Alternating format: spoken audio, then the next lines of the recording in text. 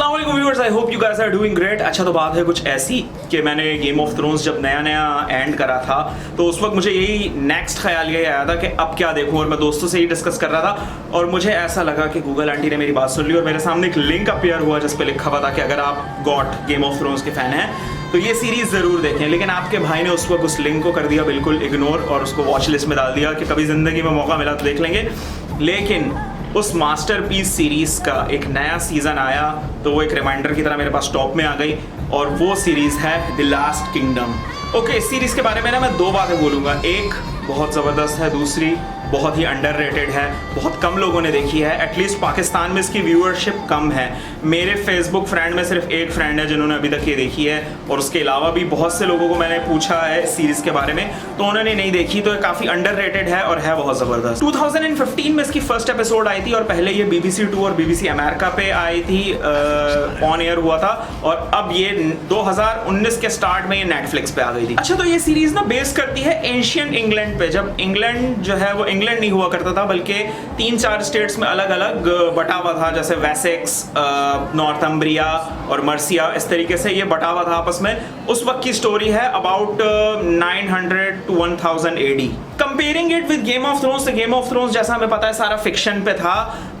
The last kingdom में जो characters जितने भी लिए हैं वो सारे रियल हैं। जैसे मेन कैरेक्टर है ऊट्रेड ऑफ बेबनबर्ग, वो रियल कैरेक्टर है। किंग एल्फर्ड, एथलेस्टन, किंग एक्बर्ट, ये सारे जो कैरेक्टर्स हैं ये सारे ओरिजिनल हैं। लेकिन जो स्टोरी है वो मैन मेड है और हम ये नहीं कह सकते 100% ट्रू स्टोरी है। लेकिन स्क्रीन प्ले, सिनेमाटोग्राफी और जो सेट्स लिए हैं, कॉस्ट्यूम्स लिए हैं, बहुत ज़बरदस्त है, सब बहुत अच्छा है। जब पीरियड ड्रामा हम कोई भी देखते हैं ना सीरीज़, तो उसमें ये ज़रूर देखना चाहिए कि जो कॉस्ट्यूम्स लिए हैं, जो सेट दिखाया है वो किस तरीके से है, स्क्रीन प्ले किस तरीके से लिया है, तो बिल्कुल ज़बरदस्त है। और मैंने बहुत गौर से देखा लेकिन मुझे उसमें कोई एरर नज़र नहीं आया। सीरीज़ का लीड कैरेक्टर है Uhtred of Bebbanburg, 37 year old German actor Alexander Dreymon. अच्छा, एक एरर मुझे सीरीज़ में नज़र आया और वो ये था कि ऊट्रेड ऑफ बेबनबर्ग को जो दिखाया है सीजन 1 में वो पहले 12 ईयर ओल्ड दिखाया है, उसके बाद डायरेक्ट 20 ईयर ओल्ड, और देन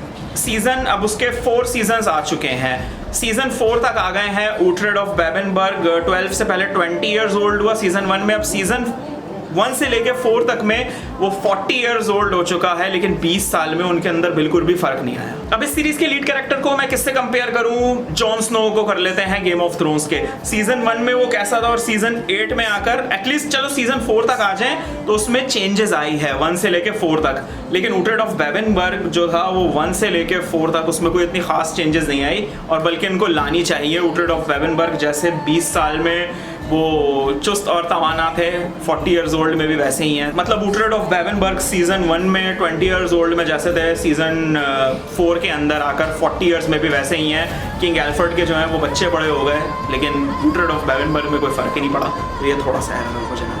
अच्छा, सीरीज़ का प्लॉट कुछ ऐसा है कि स्टोरी बेस करती है उस टाइम पे जब स्कैंडिनेवियन पीपल जो है वो इंग्लैंड आते थे रेड करने के लिए। अगर वाइकिंग सीरीज़ किसी ने देखी है तो डेफिनेटली ये थोड़ा सा रिलेटेबल होगा, क्योंकि वाइकिंग सीरीज़ में भी ये दिखाया था कि डेन्स आकर इंग्लैंड पे रेड कर रहे थे, तो ये वही टाइम दिखाया है। डेन्स आकर इंग्लैंड पे रेड कर रहे होते हैं।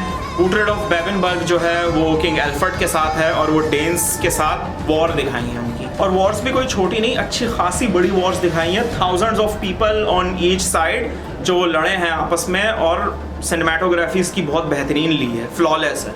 अच्छा, सीजन 1 से 4 तक मैं एक थोड़ा सा इसका इंट्रो बता दूं, सीजन 1 से लेके 4 तक, and I am sure it's not a spoiler. अच्छा, ऊट्रेड ऑफ बेबनबर्ग इसलिए कहा जाता है क्योंकि नॉर्थम्ब्रिया एक किंगडम है, वहाँ पे एक फोर्ट्रेस होता है बेबनबर्ग, ये वहाँ रहता होता है और वहाँ से निकाला जाता है, डेन्स के पास चला जाता है, और डेन्स जब वहाँ से ख़त्म हो जाते हैं तो फिर ये किंग एल्फर्ड के पास आता है और उसकी आर्मी में लड़ता है against the Danes. King Alfred इसको अपनी आर्मी में इसलिए रखता है क्योंकि ये डेन्स के साथ रहा होता है, इसको डेन्स ने रेज किया होता है, तो किंग एल्फर्ड को पता होता है ये डेन्स के साथ लड़ने का तरीका, उनकी टैक्टिक्स, उनकी वॉर टैक्टिक्स, उनकी वॉर स्ट्रेटेजी जानता है, तो इस वजह से उसको अपनी आर्मी में रख लेता है। सीजन 2 बहुत इंटरेस्टिंग है। सीजन 2 में ये किंग की हेल्प करता है उसको रिइंस्टेट करने के लिए, लेकिन वो किंग इसको स्लेव बनाकर कहीं भेज देता है। बाद में इसका जो अडॉप्टेड ब्रदर है, डेन ब्रदर होता है, वो इसको रेस्क्यू करता है। देन फिर सीजन 3 और 4 में जो है वो डेन्स के साथ वॉर दिखाई है। अच्छा, स्टोरी के अंदर टर्न ऑफ इवेंट्स बहुत सारे दिखाए हैं और बहुत अच्छे हैं, लॉजिकल हैं, कोई बेतुका टर्न ऑफ इवेंट नहीं है, वो बहुत अच्छा है। मैं इसके बिहाइंड द सीन्स देख रहा था यूट्यूब पे, तो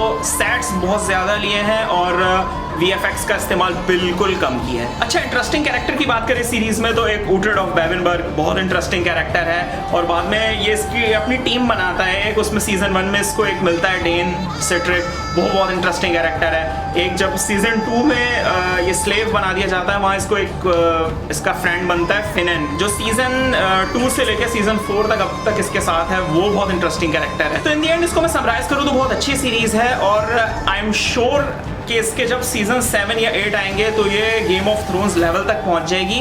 मैं तो अभी भी समझता हूँ कि गेम ऑफ थ्रोन्स लेवल की है, लेकिन सीजन 4 तक शायद लोग ये ना समझें, लेकिन इसका आई एम श्योर सीजन 7 8 आएगा तो लोग इसको बिल्कुल कंपैरेबल कहेंगे गेम ऑफ थ्रोन्स का। ऑनलाइन स्ट्रीमिंग की बहुत सारी साइट्स इंक्लूडिंग नेटफ्लिक्स पे ये अवेलेबल है, गो एंड वॉच। इस सीरीज के बारे में आपके क्या ख्याल है? Share your reviews in the comment section. और मेरा वाइकिंग भी बहुत जल्दी कंप्लीट होने वाला है। इस वक्त मैं वाइकिंग्स के सीजन 5 पर हूँ, बहुत जल्दी कंप्लीट हो जाएगा तो उस पर भी रिव्यू बनाऊंगा। अपना ख्याल रखिएगा। Thanks for watching. Stay in home, stay safe. Allah Hafiz.